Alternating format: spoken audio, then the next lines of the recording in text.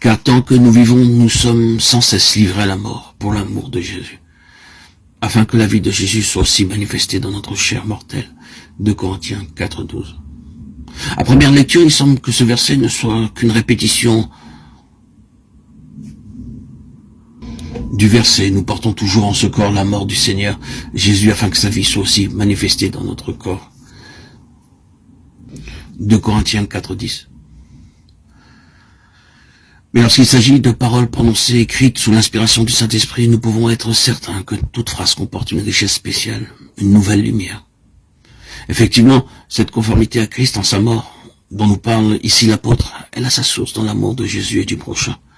Et c'est là que gît la différence avec le verset précédent.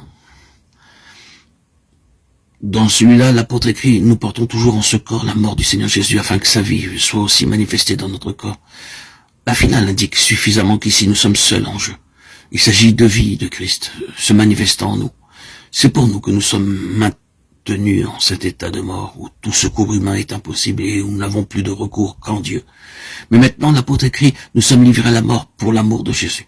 Livrés à la mort par les souffrances, par les maladies, les angoisses, les combats de toutes sortes, par amour pour celui qui a donné sa vie en rançon des pécheurs, afin qu'il voie des fruits du travail de son âme et soit satisfait. Sommes-nous prêts à suivre le Seigneur jusque-là? Sommes-nous prêts à pousser jusque-là notre communion avec le Sauveur? Si nous supportons les épreuves, n'est-ce pas dans l'espérance que l'heure viendra où nous aurons une glorieuse moisson dans la vie éternelle? Dans un but égoïste. En ce cas, nous n'avons pas encore compris cette loi du sacrifice nécessaire pour qu'il y ait des fruits. Mais, unis à Christ le vivant, nous sommes conduits de clarté en clarté jusqu'à ce que sa lumière dissipe enfin tous les obstacles, toutes nos obscurités, toutes nos idées préconçues et erronées des choses divines. Nous voyons alors à la lumière de sa face que nous sommes bien conduits de gloire en gloire, mais pour être rendus capables d'une communion toujours plus intime avec celui qui est mort, en achevant de souffrir les afflictions de Christ pour son Église. Nous ne sommes plus centrés sur nous-mêmes, sur notre moi, notre ego, de sorte que la mort agit en nous et la vie en vous. 2 Corinthiens 4:12. La vie dans les autres par notre mort. Le voilà le résultat pour les autres. Il se manifeste dans la vie des autres. Peut-être, bien-aimés en Christ, frères et sœurs, désirez-vous gagner des âmes, les amener à Christ? Mais ce désir est-il assez puissant pour que vous veuilliez ne plus avoir en vous que faiblesse? Pour que vous veuilliez être vide de vous-même? Si, le vrai sacrifice, le véritable oubli de soi, le complet effacement, l'esprit de la croix, la manifestation indéniable de la vie de Jésus en votre corps mortel. La naissance en nous de cet amour immense qui conduisit Jésus au calvaire pour que nous ayons la vie divine par lui. Pour gagner des âmes, frères et sœurs en Christ, bien-aimés, chers amis, chers auditeurs, chères auditrices, il n'y a qu'un seul moyen, le sacrifice. Pour gagner des âmes, le Christ donna sa vie. À notre tour, nous devons être prêts à donner la nôtre pour devenir des vaisseaux que sa vie remplira et gagner ceux qui nous entourent. Si nous avons été crucifiés jusqu'en les profondeurs intimes de notre être, alors aussi notre message les atteindra au plus profond de leur être. Dans la mesure où la mort agit en nous, la vie se manifestera en eux. C'est aussi pour eux que Christ est mort.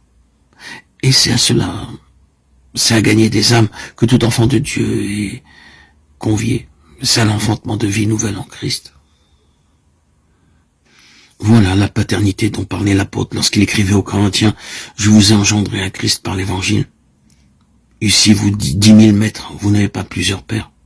Aujourd'hui, comme au temps de Paul, les maîtres sont nombreux, mais les pères beaucoup moins. La mort agit en nous, écrit l'apôtre Paul.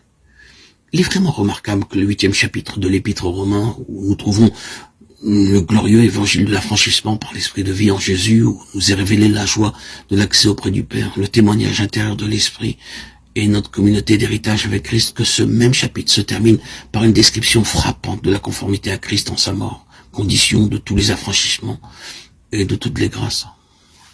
À cause de toi, nous sommes livrés tous les jours à la mort. On nous regarde comme des brebis destinées à la boucherie. Mais nous sommes plus que vainqueurs en celui qui nous a aimés. Romains 8, 36, 37. La conclusion réunit l'image de la mort et le cri de victoire. Comme lui, conduit à la mort. Puisque nous nous considérons comme morts avec lui, pourquoi nous étonnerions-nous que les autres le fassent aussi? Oh, mes amis, frères et sœurs bien-aimés en Christ, nous pouvons prêcher la croix et même combattre pour la croix. Mais notre message est inutile, impuissant, si nous ne vivons pas une vie crucifiée, si nous ne sommes pas prêts, selon le langage de Paul, à être journellement livrés à la mort, afin que la vie se manifeste en les autres, à la gloire de celui qui, par amour, est mort et ressuscité. Ainsi donc, la mort agit en nous, mais la vie en vous, écrit l'apôtre. En nous, il y a l'impuissance, la faiblesse, la souffrance, l'accablement, la perplexité, mais en vous, c'est la vie.